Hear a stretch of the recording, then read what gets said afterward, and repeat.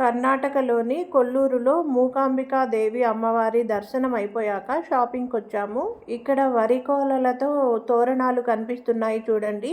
ఇక్కడ కింద హ్యాంగింగ్స్ లాగా కనిపిస్తున్నాయి కదా, అవి కూడా తోరణాలే. అయితే వాటిని ఫోల్డ్ చేసి పెట్టారు.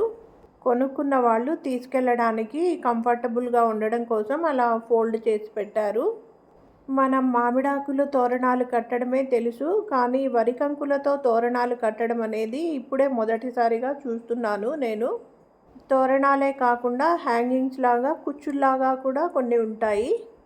ఇవి ఇంటి గుమ్మానికి పెడితే ఆ ఇంట్లోకి నెగిటివ్ ఎనర్జీ రాకుండా ఉంటుందంట, సుఖశాంతులు నెలకొంటాయి అంటారు.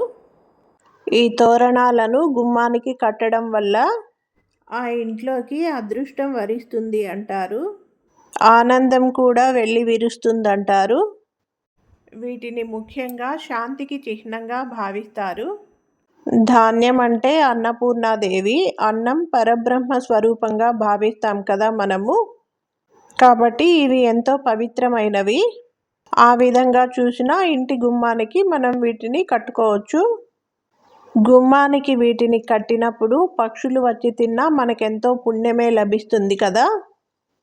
ఏ విధంగా చూసినా ఇవి శుభప్రదమైనవి, అందుకే కడతారనుకుంటా.